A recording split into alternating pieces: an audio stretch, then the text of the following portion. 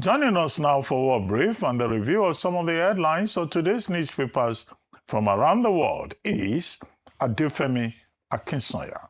Good morning, Adefemi. Good morning, Dr. Ovid. Lagos Marathon award winner. Thank you. Thank you. We Well crossed the finish line. Thanks, full marathon. So you ran 40-something kilometers? I ran 10 kilometers. Oh, you know, I ran 10 kilometers. Okay. So you didn't do the full marathon. No, So you did the half marathon minute. is 42 42 kilometers. But well done. Thank you. And you got a medal for your effort. I did. You did it in 1 hour 30 minutes. To bring it on air. Oh, it's actually off. It's backstage. I'll bring Somebody should go and bring a medal. Let her wear Okay, it on Zaina, air. please help me bring the medal while we wear your present it.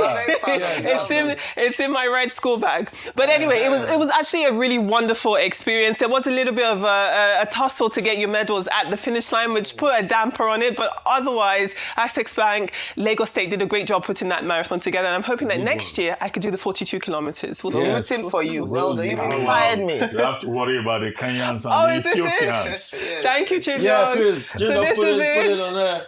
Oh, that's very kind of you. Wear your medal. Hey. Your medal. There we are. That's it. Thank you so much. Yeah. Good one. We try. Good morning to you viewers. Let me tell you what's happening around the world. Now, 5 US military aircraft and the first batch of United States troops arrived in northeast Nigeria ahead of a joint offensive against ISWAP terrorists in the region, specifically across the northeast of the country. Now, this is something that happened at the beginning of the weekend. Now, the New York Times did report that a US military aircraft did touch down in Maiduguri, which is the Borno state capital, on Thursday night. And then by Friday evening, 3 more aircraft were visible at the base with equipment being offloaded from at least one of those aircraft. Now, Major General Sumaila Uba, who is a Nigerian defense spokesman, he did say that the US troops are focusing exclusively on training and technical matters. And this is as the US troops landed in remote locations with very little infrastructure. Because of that, much of their early work in Nigeria is going to involve setting up secure communications base, infrastructure, and also operational security work done alongside their Nigerian counterparts. So again, they are stressing that this is a mutually beneficial collaboration here. Now, the troops will also supplement a handful of US military personnel already on ground in Nigeria. And moving forward, the combined US-Nigerian forces will build out joint mission planning capabilities, relying on intelligence gathered from both Nigerian and American sources. Now, Nigeria has also endorsed sweeping institutional reforms within the African Union, backing proposals aimed at strengthening peace and security governance across the continent.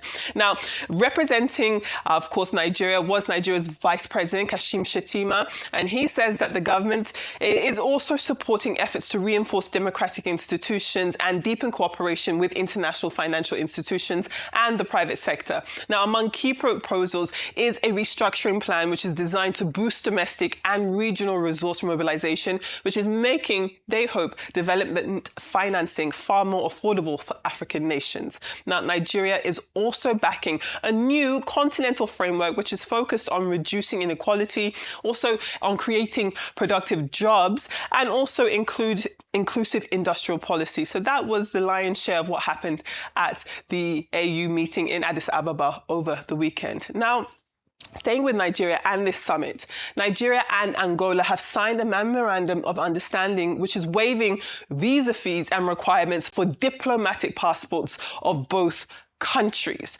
Now, the agreement was signed by Nigerian Minister of Foreign Affairs, Yusuf Tugar, and his Angolan counterpart, Tete Antonio, on Sunday at the recently, of course, it concluded African Union Summit over in Addis Ababa. Now, it is important to note that at this point, this visa-free status is for holders of diplomatic passports only, such as government officials, and does not currently extend to individual citizens of either country. But both ministers are saying that they hope that this will open the door for wider visa waivers soon. So, for example, the visa-free travels for citizens of the United Kingdom and China, that actually begins tomorrow on Tuesday. So hopefully we'll see that happening here on the African continent soon enough. We are still staying with the African Union Summit, and there have been concerns continuing swirling over the health of South Sudanese President Salva Kiir. Now, in the footage that you see, Kiir was seen struggling to walk with a cane in tow after participating in the C5 meeting over over peace in his country on the sidelines of the summit, which really took place, as I said, in Ethiopia. Now, South Sudan is the world's youngest country, and as we know, it has been plagued by poverty and violence since gaining independence in 2011. That included a civil war that killed more than 400,000 people between 2013 and 2018. Now, there have been a relative few years of calm in South Sudan, but that's kind of been thrown back into turmoil, especially last year, with analysts saying that this is due to Kerr's declining health and his efforts to really install someone to replace him. Now, he had first used a gentleman by the name of Benjamin Bol-Mel, who went on to become South Sudan's vice president, but then he was fired and stripped of his military rank in November, if you remember. So a lot of the conversations within the African Union summit were about what is happening in South Sudan. Now, the treason trial of Riek Machar, who is, again, another former ally, if you can call him that, has also put the prospect of political transition and security under more scrutiny over in South Sudan. But let's move over to the United Kingdom now. And the UK is considering a wave of fresh sanctions against Russia, and that is over the poisoning assassination of Russian opposition politician Alexei Navalny. Now, a multi-intelligence agency inquiry has found that Navalny was killed by dart frog poison administered, they say, by the Russian state 2 years ago. Now, British Foreign Secretary Yvette Cooper, alongside her allies of Sweden, France, Germany, and the Netherlands, confirmed the findings after a 2-year investigation. Now, according to the United Kingdom and the allies, that poison is produced by dart frogs in South America. And the United Kingdom and its allies say that Navalny could not have ingested that poison accidentally, as it is not found in Russia, where he was infected with it, and it's generally produced only by the frogs in the wild. So they have now reported this situation to the Organization for the Prohibition of Chemical Weapons, and that's, of course, as they accuse Russia of breaching its own conventions. We will see, because Russia, especially with its embassy in the United Kingdom, have completely denied any involvement in poisoning of Navalny. So let's see what happens there with those sanctions. Let's move on to our newspaper headlines across the world and Nigeria. As ever, we begin with the front page of This Day. And This Day reports that Adamawa State Governor Amadu Fintiri is set to defect to the All Progressives Congress. This is a move that will increase the ruling party's control to about 30 states. The article goes on to predict that the move will strengthen the APC's hand, its political dominance also ahead of the 2027 elections, and could weaken opposition strongholds. The Vanguard, let's take a look at that. And we are looking at tensions in the National Assembly, and that's as lawmakers are considering changes to the Electoral Act, with the Senate supporting a flexible approach that would allow for the electronic transmission of results, but also permit manual collation when network problems occur. Now, the Punch this morning still stays under the umbrella of these issues, and it reports that the National Assembly has cut short its recess and will hold an emergency plenary to review the date of the 2027 presidential election. Now, lawmakers are considering moving the poll from February 20th to February 13th, 2027, in order to avoid clashing with Ramadan and ensure essentially wider voter turnout and participation. Now, the Daily Independent this morning, it does report that there have been concerns are rising over the sustainability of Nigeria's pension system. And that says about 153 million workers are still being excluded from the contributory pension scheme. And that is despite reforms to ensure retirement security. Now, the report, which is quite eye-opening, goes on to say that although the scheme has grown to about 27 trillion naira in assets, weak implementation by states, among other issues, continue to threaten its effectiveness and increase the risk of old age poverty. Now, the Daily Trust this morning does focus its headline on the fire outbreak at Single Market over in Kano State, that it destroyed many shops and goods, leaving traders counting very heavy losses. Now, if this sounds familiar, this is the second time that this has happened this year. And because of that, concerns have been raised over recurring market fires and their impact on livelihoods, as well as the state's economy. Meanwhile, we do know that the Vice President has sympathized with the victims over in the market and essentially condoling with those who have been affected. Now let's move on to the New Telegraph this morning. Very similar to our story on the World Brief, the New Telegraph does report that the first batch of United States troops and military aircraft have arrived in Maiduguri ahead of a joint offensive with Nigerian forces against ISWAP insurgents. The report also states that at least 5 US military aircraft delivered personnel and equipment as part of expanded security cooperation with the deployment aimed at strengthening Nigeria's military capacity through training. Now, let's take a look at the Daily Nation of Kenya, because it is quite an eye-opening headline, and it does lead with a really stark humanitarian crisis happening in the country. More than 810,000 children in Kenya are facing acute malnutrition, and that is despite food abundance in other parts of the country.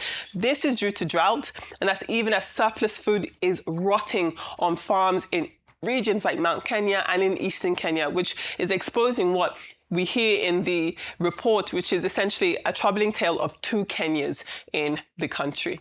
Now, the Times of United Kingdom, it does have a social media ban for children under 16 could be introduced as soon as this year. And that says Sir Keir Starmer seeks to stabilize this partnership and his own premiership, essentially. Perhaps things are stabilizing for him. And then taking a look at the Financial Times, this story here. So recruiters for Russia's Wagner Group have shifted their focus to recruiting vulnerable Europeans to carry out sabotage attacks on NATO soil. So those are your newspaper headlines and your World Brief. Love to hear your thoughts. I mean, the Kenyan problem is so sad. Reminds me of Sibyl, the book written by former British Prime Minister Benjamin Disraeli, Sibyl or Two Nations, where he was talking about the stark contrast between a part of Britain that stayed in affluence and a part of Britain that stayed in squalor. Yes. And that's the sad reality of Kenya. But as regards Africa, like Ayo and I were saying off the air, in fact, let me reprise our conversation off the air. It's just bloody talk shop. That's what they're doing, wasting time. Since 63, in 2063, they're going to be 100 years since they've been doing this talk shop. Let's even start by humoring them. Who built the place at which they are doing the meeting in Addis Ababa? The Chinese built it for them. So you're having conversation in a place Chinese built. It's not an indictment on Africa itself. So we can't even build a place for us to have the conversation. The Chinese, and that place has been said to have been bogged. So all the things you talk about, the Chinese will do it. And that's why the West keeps giving us palliatives. Okay, so now China has decided to say, okay, Trump is chasing people with tariff. Oh, I will give you free tariff. You can come and trade without tariff. Another ploy to take minerals almost for nothing from here. And the cycle of pain continues. And that's why you see the entire continent is about 2.8 trillion. Ayo and I were just checking it. Femi, only 16 countries have over $50 billion GDP. The rest 37, less than $50 billion GDP. See the joke Africa look at. You think it's by talk? No, we are not ready. While we are saying all of that, some leaders are busy fleecing their country. Look at Salva Kiir. He can't walk again. John Garang that fought for the freedom of South Sudan. After he died, Salva Kiir and Riek Machar started fighting themselves along tribal and ethnic lines. Is that not what we're also doing here? 2011, he's from the south, he's from the this. We don't talk development. Our healthcare sector, only 36 million that we can give to healthcare sector out of a budget of over 200 and something billion. See him. And he wants to die. He wants to die in power, fighting Riek Machar. You see, that's the tale of Africa. That's why we have a joke. Over 37 countries don't have 50 billion GDP. Insecurity now, we are calling the West to come and help us, bail us out and everything. So we've become a joke. And as regards Alexei Navalny, we all know, just like Russia did to Sergei Skripal, just like they did to Alexander Nevitienko, we know it's always poison in one way or the other. I just pray Africa will open its eyes and see its reality. Right. Let me stay on the African continent because I started the conversation around the outcomes of the AU and tracing it back to when the AU became the AU, transitioning from the OAU. The OAU had focused more on political solidarity. It was during the time of colonialization, 1963 when it was established, and getting as many African countries as possible free and also free from apartheid. Now, having done considerable work with that, it then transitioned to focusing more on economic integration and the standard was the EU, European Union. Now, if you look at since 1993, I say this because the AU transitioned in 2002, the EU opened up the single market, which is said to be the engine room, the game changer for why it has prospered. Yes, they have some issues now here and there, but the core is that it still remains the gold standard for regional blocks. What did they get right? And that's why I focused on the African Continental Free Trade Area, which ought to have also been the game changer for Africa. It's just that we're not yet even united enough to operationalize it and let it work, solidly. I link it back to your story around Nigeria and Congo and Angola, sorry. And, signing of the fact that, well, it's for diplomatic passports. What is that going to do for trade on the African between both of us? And so that's why we say these are nice things to see, good photograph optics, but in terms of the core and how it then improves the African continent bloc, not a lot. So if I want to do business with Angola, for instance, if I don't have a diplomatic passport, this visa has no implications for me. So let me go back to the 4 things very quickly that the EU has done, which Africa is yet to be able to achieve. Number 1, looking at goods. They run almost a borderless trade policy in Europe, whereby they've taken off tariffs, and then they also introduced a standardization of their products so that you can easily trade and send your products across the continent seamlessly. Services the same. If you're a doctor, a lawyer, a plumber, you don't need to get recertified if you move to another European country. So they made it easy like that. So make our borders open. The third part of it is capital, a free flow of capital which encourages foreign direct investment. And the final one is movement of people. If you live in, and that's why you have the Schengen visa. If you're a European, you can move around the continent very freely. We are yet to get there in Africa, despite years of AU being in existence. So what am I saying to just round off is that if we're serious about being a power bloc economically as a continent, then we must be able to implement these things. But a lot of things continue to distract us. Coups here and there, insecurity here and there. And so if Africa must be free, we must wake up. And these must be the things that must be on the table when we have summits like this, not just optics and conversations. Let us deal with the real issues. If not, then it's just a joke. Okay, Nigeria and Angola. I think the important part of that story is the fact that this would deepen and strengthen diplomatic relations between both countries. It has not extended the visa exemption or the, waiver of visa fees has not extended to, individuals. It's at the level of diplomacy. Those who have the diplomatic passports and those who have the blue official passport. The diplomatic passport is colored or maroon. The official passport is blue. What it means is that our officials and Angolan officials will be able to relate. Both countries have historical ties. You recall the 1976 speech by General Murtala Mohammed. Africa has come of age. That was basically to support the Angolan liberation movement, and to see both countries years later, 50 years later, coming together and saying we want free movement among our officials. I think that in itself, speaks to solidarity between those countries. And I will classify, this development as part of the success of the Nigerian delegation to the 39th summit of the African Union in Addis Ababa. The other issue is about Nigeria focusing on the peace and security reforms. Now, interestingly, the theme of that AU summit was water stability. But at the end of the day, it is instructive that most of the countries focus on trade and focus also on peace and security. Now, when Nigeria endorsed the idea to readmit Gabon and Guinea into the body, I think Nigeria was also supporting the AU in sending out a message that for you to be a member of this community, you must be a democratically elected government. And I think in the speech by the president of Nigeria, delivered by the vice president, there was a line there that other countries who are willing to toe the path of democracy will be welcomed back into the fold. Because within the protocols of the AU and even the United Nations and ECOWAS, forceful seizure of power is frowned upon. It is not allowed. U.S. troops over the weekend have arrived in Nigeria. 6 aircraft, as at the last count, in the Kainji base and also the Maiduguri base. Now, some people have said, oh, this is evidence of whatever. But what it shows is that the partnerships, the security partnership between Nigeria and the United States is already being operationalized. We're told that the American troops will focus on intelligence and training and support for the Nigerian troops. But this is the reality. The commander of AFRICOM, having met with the president in Rome and in Aso Rock last week.